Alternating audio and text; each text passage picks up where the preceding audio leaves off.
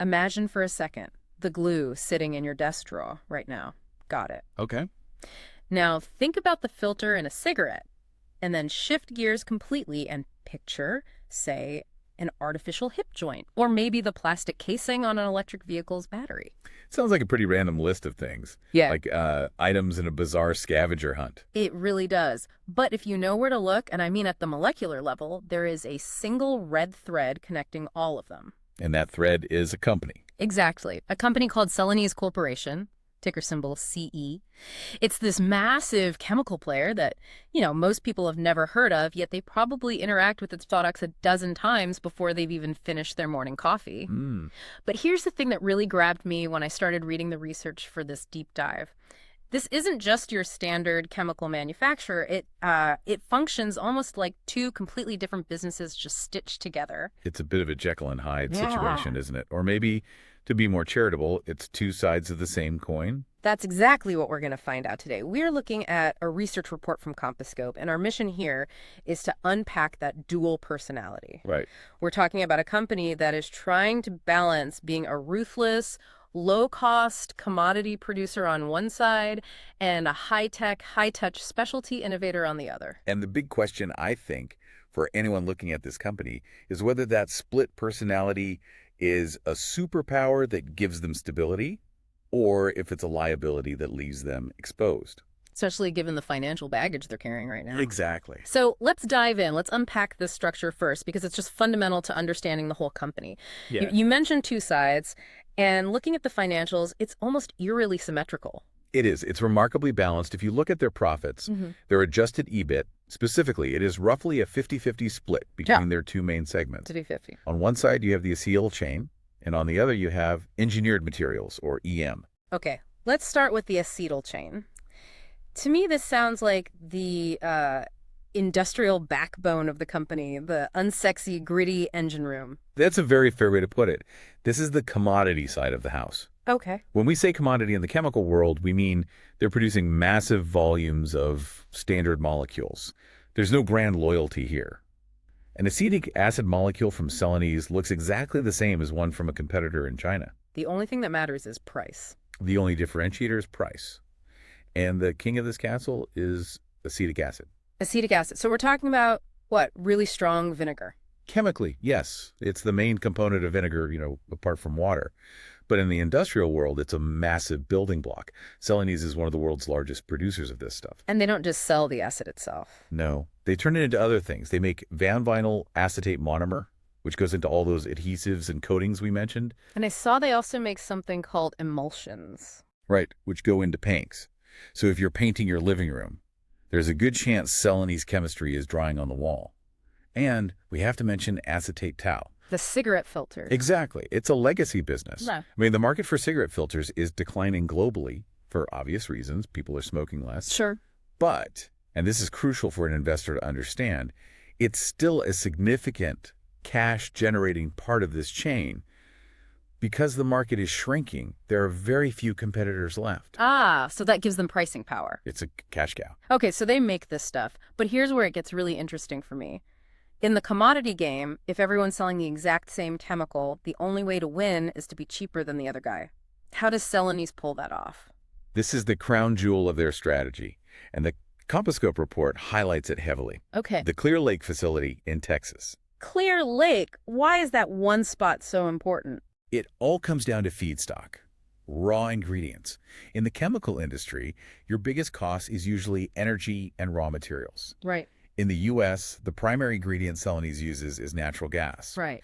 And because of the shale revolution over the last decade, natural gas in the U.S. is just significantly cheaper than the oil-based feedstocks or imported gas that competitors in Europe or Asia might have to use. So to use a baking analogy, it's like they're baking the cake with cheaper flour than everyone else. Precisely.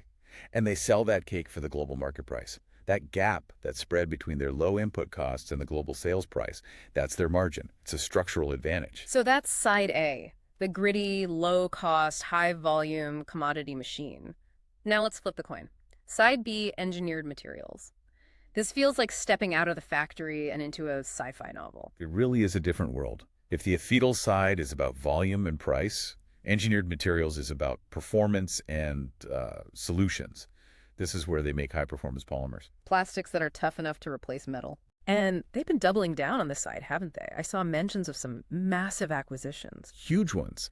They acquired the Santoprene business and, more notably, DuPont's mobility and materials portfolio. These were not small tuck-in buys. These were transformative. And their applications are wild. We mentioned the hip joints, but the big story seems to be cars. Automotive is massive for them. Just think about the trend of lightweighting. Lightweighting, is that just about making sports cars faster, or? It's about efficiency. In a gas car, a lighter car uses less fuel. But in an EV, an electric vehicle, it's even more critical. Why is that? Because EV batteries are incredibly heavy, thousands of pounds. So to get any decent driving range, you have to shave weight from everywhere else. You swap a heavy steel gas tank or a bracket for a super strong plastic one. So they're swapping out metal for Celanese's plastics. But how is the business model different here? Why isn't this just another commodity? Because of customer integration. On the commodity side, you sell to whoever pays. In engineered materials, Celanese engineers are often sitting in the room with the car designers or the medical device makers. Ah, okay. They're inventing a specific blend of polymer just for that customer's problem. Maybe they need a plastic that can withstand extreme heat in an engine block, or one that won't degrade inside the human body. I see. So if I'm an auto manufacturer and I design my new EV battery casing around Celanese's specific polymer, You're stuck, in a good way for Celanese. The switching costs are incredibly high. You can't just switch to a cheaper supplier next week. you'd have to redesign the whole thing. Redesign the part, remold your tools, retest everything for safety. In healthcare, with FDA regulations, switching is even harder. It could take years. Okay, so we've got the acetyl side providing the cash through low-cost production, and the engineered material side providing growth and stickiness through innovation. That's the theory. It's a balance. You use the cash cow to feed the star. But they aren't the only ones out there. Let's talk competition, because it seems like Celanese is sitting in this very weird middle ground. That's a great observation. They occupy a unique space. Most companies, they pick a lane commodity or specialty. Celanese is straddling both. So let's run through a matchup. First, Eastman Chemical, ticker EMN. Eastman is probably their closest peer on the specialty side. Very strong in coatings, cosmetics. They're an innovation machine. But Eastman relies heavily on consumer durables. Things for the home. Right. And while Celanese matches their specialty focus, Eastman doesn't have that massive, low-cost acetyl commodity backbone to fall back on. Celanese has that raw material edge. Okay, what about the giants?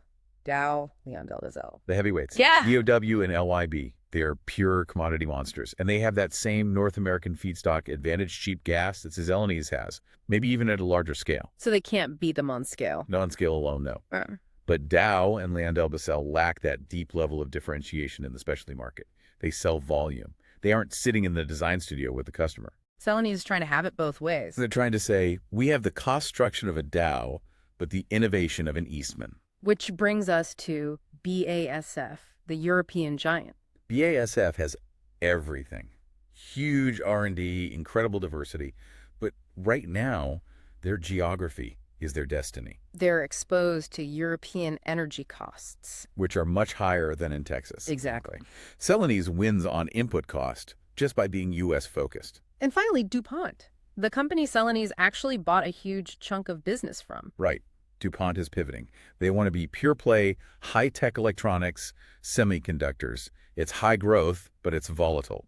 That semiconductor cycle goes boom and bust. And Celanese is betting cars are more stable? More grounded in the industrial economy, yeah. So the moat, their competitive advantage, it really is this combination, the cost position on one side and the switching costs on the other. That's the fortress. So what does this all mean for their future? How do they plan to grow? Well, keeping with our theme, they have a dual-pronged strategy. Of course they do. On the acetyl side, the strategy is unsexy but effective. Efficiency. Just keep that cost edge sharp. They aren't trying to reinvent the wheel. They just want to roll it cheaper than anyone else. Be the last one standing. Exactly. But on the engineered material side, that's where the aggression is. The strategy is differentiation. They're driving growth through M&A, like that DuPont deal. And their target markets are EVs and healthcare. They are betting that the world will get lighter, more electric, and older. Which sounds like a smart bet. But here is where it gets really interesting and maybe a little worrying. We have to talk about risk.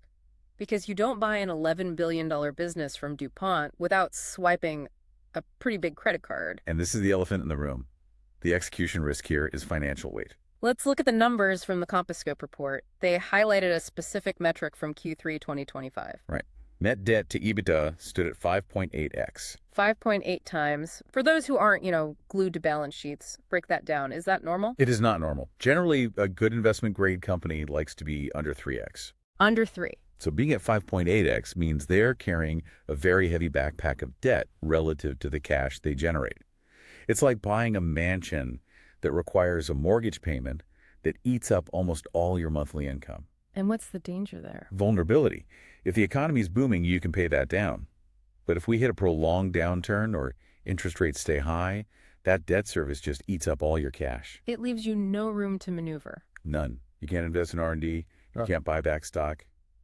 It's a very tight spot. And that leads to the other risk, concentration. You mentioned they are betting big on cars. About 50% of the engineered materials revenue comes from the auto industry. That is a massive basket to put half your eggs in. So if global auto demand drops, Celanese takes a direct hit. Or, even more specifically, if that transition to EVs slows down. A lot of their growth thesis is built on the idea that EVs need more of their plastics than gas cars.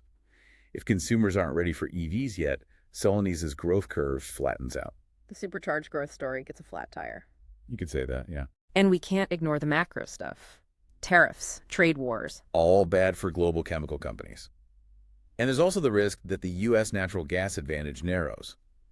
If global energy prices drop or U.S. gas gets expensive, that free lunch they enjoy in the acetyl chain could disappear. Their margins would get squeezed hard. So let's fast forward to the recent context. The report mentions Q3 2025. What's the vibe right now inside the company? The vibe is deleveraging. The management team knows that 5.8x number is scary. Their primary focus, business-wise, is paying down that debt while trying to integrate these massive new acquisitions. It's like trying to remodel a house while you're desperately trying to pay off the mortgage you took out to buy it. That's a great analogy. Yeah. And they have to do it while keeping the innovation engine running. Are there any trends helping them right now? Definitely. The lightweighting trend isn't going away. Physics is physics. If you want battery range, you need lighter materials. That's a secular tailwind pushing them forward. For the medical side. Regulation is actually a friend here. The trend toward highly regulated devices provides a stable, sticky revenue stream. That gives them a bit of a safety net. But the acetyl chain is still cyclical. Always. It rises and falls with construction and consumer goods. If people stop building houses or buying electronics, demand for paints and coatings drops. There's no escaping that gravity. So bringing this all together for our listener, if they're watching Celanese, what are the keys to watch? What should be on their dashboard? I'd boil it down to three things. Yeah. First and foremost, deleveraging. Can they bring that 5.8x debt ratio down and do it quickly? Every quarter they report, check that number. If it's not going down, that's a red flag. Okay, number 2. The auto cycle, specifically EV adoption rates, is the market buying what Celanese is betting on. If you see news about automakers scaling back EV production, that is bad news for their growth story. And number 3. Feedstock spreads. It sounds technical, but just watch the price of U.S. natural gas versus global oil prices. As long as U.S. gas is cheap, Celanese has a license to print money in the acetyl chain. If that gap closes, their margin gets squeezed. So let's synthesize this. We have a company that is essentially a hybrid. It is. It's an attempt to create the perfect chemical company. You have the acetyl business as the steady cash cow generator. Funded by cheap American energy. Right. And then you use that cash to fund the high-growth, high-tech engineered materials business. On paper, it sounds brilliant. You get stability and growth. But in reality... In reality, it comes with the complexity of managing two very different cultures and, of course, the massive financial risk of the debt they took on to build it. It really is a high-wire act. It is. They're betting on execution. They're betting they can integrate DuPont's business, pay down the debt, and keep the acetyl plants running efficiently all at the same time. And they have to do it without a major recession hitting in the meantime. So here is a thought to leave you with. We often look for growth stocks or value stocks. Celanese is trying to be both. But with that much debt, does buying into the high-tech specialty market actually make them a powerhouse? Or does it just make them too fragile to survive the next downturn? Is that moat of switching costs strong enough to hold up the weight of that balance sheet? That is the multi-billion-dollar question. Yeah. And the answer depends entirely on how fast they can pay off that credit card. That's all for this deep dive. If you want to dig into the numbers yourself, check out the CompaScope report we used for today's discussion. There's always more in the footnotes. Always. Thanks for listening, and we'll catch you on the next one. This content is produced by CompaScope.com. For more than 1,100 public listed companies, find detailed research reports, visual mind maps, earnings call analysis, and audio discussions on CompaScope.com.